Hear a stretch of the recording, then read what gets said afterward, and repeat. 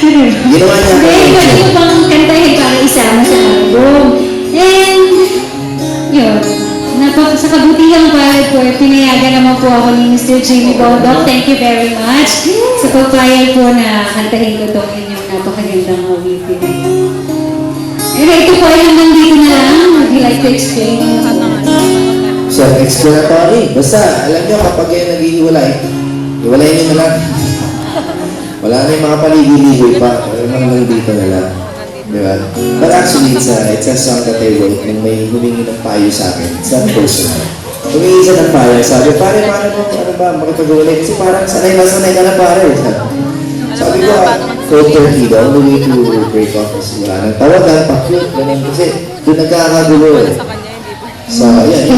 Tapos ginagawa. Yung mga text, miss you. Nakakasama lang yan. So, at least hanggang dito na lang. Ito na yung pinakaso.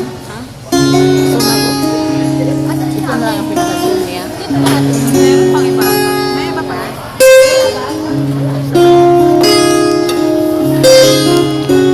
Ano? Wala. Ayun.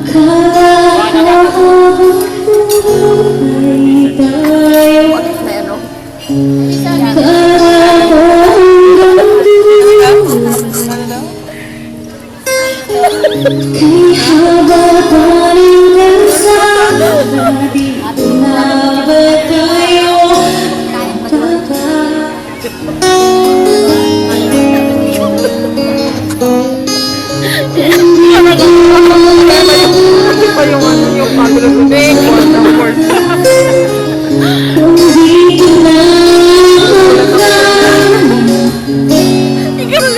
Ikaw na, hindi pangit yung view nito eh.